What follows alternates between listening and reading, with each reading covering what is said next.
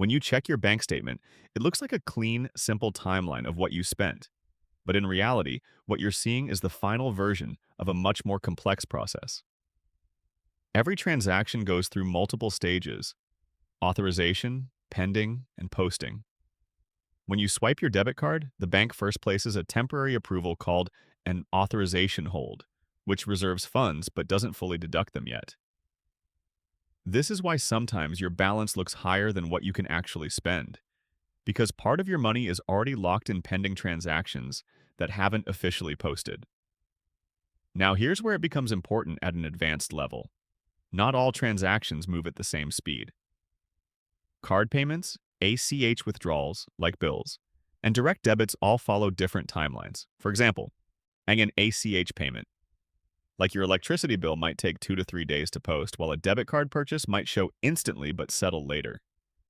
Because of this, banks sometimes rearrange how transactions appear on your statement based on when they are processed, not when you made them. This can create confusion where your balance suddenly drops, even though you thought you were tracking your spending correctly. A real example of this happens frequently over weekends. Someone in New York might make several purchases on Saturday and Sunday, thinking their balance is updating normally. But since many banks process transactions in batches on Monday, multiple charges hit at once, causing a sudden drop in balance. This can lead to overdraft fees, even if the person believed they had enough money at the time of each purchase. How understanding this timing difference allows you to think one step ahead. Instead of asking, "How much do I have right now?" you start asking, "What is about to hit my account in the next 1 to 2 days?" And that's where real control begins. When you look at a transaction on your bank statement, you're often not seeing the real name of the business. You're seeing a processed version of it based on how the payment was routed through financial networks. Many businesses today use third-party processors like Stripe, Square, or PayPal, which act as middle layers between you and the actual merchant. Because of this, your statement might show a shortened or coded version of the name that doesn't immediately match what you remember buying. At a deeper level, each transaction carries hidden information, such as location codes, merchant identifiers, and payment routing data. While you may not see all of this directly, your bank uses it to categorize spending, detect fraud, and sometimes even approve or decline transactions. This is why two similar purchases can appear completely different on your statement, because they were processed through different systems. For example, buying coffee directly from a shop may show one name, while paying through an app or terminal may show something entirely different. A real-world example: a user in California saw repeated charges labeled in a generic way that didn't match any known business. At first, they assumed it was fraud, but after checking deeper, they realized it was a subscription service billed through a payment platform, rather than the company itself. The important lesson here is not to rely only on the name you see. Instead, you should treat every unclear transaction as something to verify by checking your email receipts, app subscriptions, or digital wallets. This approach not only helps you avoid unnecessary panic, but also ensures that if something truly unauthorized appears, you catch it with confidence and clarity.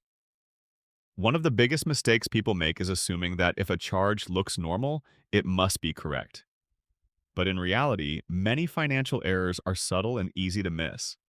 These can include slightly higher charges than expected, refunds that are delayed or incomplete, or services that continue billing after cancellation. These issues don't always stand out immediately, which is why they often go unnoticed for weeks or even months. At a more advanced level, error detection is about comparing what should have happened versus what actually happened. This means building a habit of mentally tracking key transactions, especially larger purchases, cancellations, and refunds, and then confirming them on your statement. It's not about checking every dollar, but about verifying the important moments where mistakes are most likely to occur. Over time, this creates a strong awareness that helps you quickly recognize when something doesn't match your expectations. A powerful real-life example comes from a customer in Florida who canceled a streaming service but continued to be charged for 2 additional months.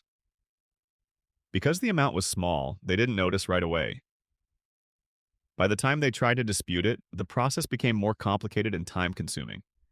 In the US, banks and financial regulations do provide protection, but they depend heavily on how quickly you report the issue. This is why a simple weekly review habit can make a huge difference. By checking your statement regularly and focusing on recent activity, you give yourself the best chance to catch errors early, when they are easiest to fix and fully recover. Most people believe their spending is random, but when you analyze your bank statement properly, you realize it follows very predictable patterns tied to timing, habits, and lifestyle cycles. Every transaction includes not just an amount, but a timestamp. And when you start connecting those timestamps across days and weeks, you uncover something powerful. Your spending is often triggered by routine moments like weekends, paydays, or even specific times of the day. This is not about budgeting anymore. It's about behavioral finance, understanding why money leaves your account when it does. At a deeper level, banks themselves analyze this timing data to build your financial profile, but most users never do it for themselves. For example, someone in Texas might receive their paycheck every Friday, and within the next 48 hours, a large portion of that money disappears through dining, shopping, and entertainment. This is called a post-income spending surge, and it's one of the most common financial patterns in the US. The issue is not income, it's timing. If you recognize this pattern, you can strategically delay non-essential spending or pre-allocate funds before the weekend hits.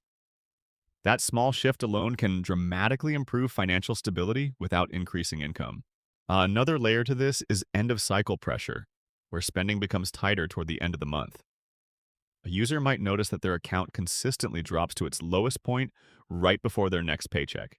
This creates stress and increases the likelihood of overdraft or short-term borrowing.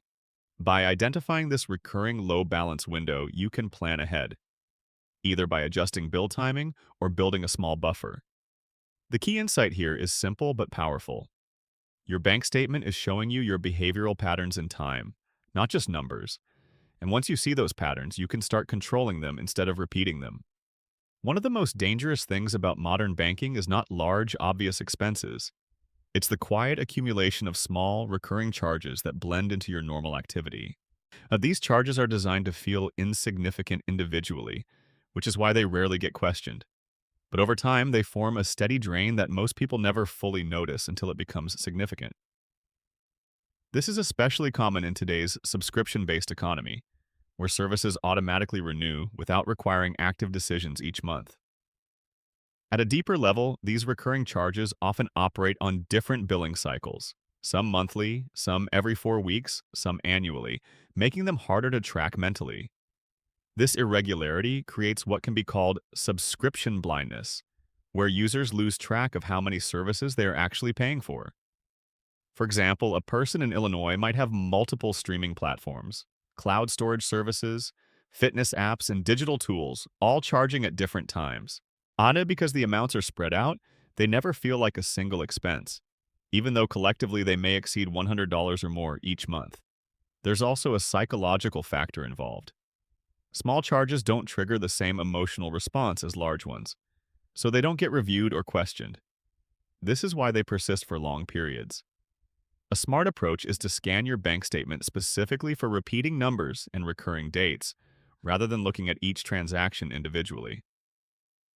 A user in California once discovered they were paying for 3 separate services they had completely forgotten about, simply by noticing the same amounts appearing every month.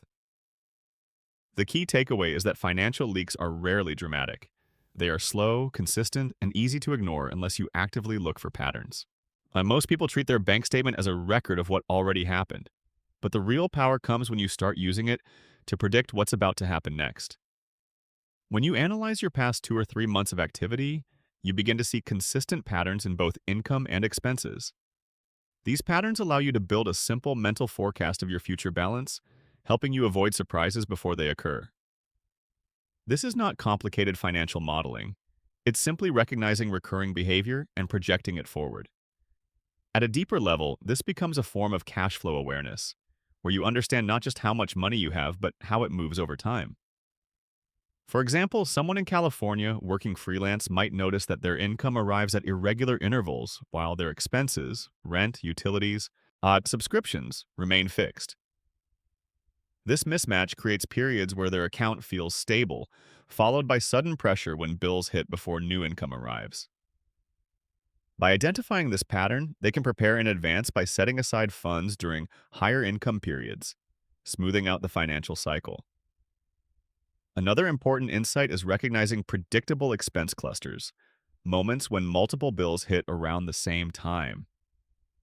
A user in Florida might notice that rent, insurance, and subscriptions all get deducted within the first week of the month, creating a sharp drop in balance. Once this pattern is clear, they can take action, such as shifting payment dates, building a buffer, or restructuring how they allocate their money.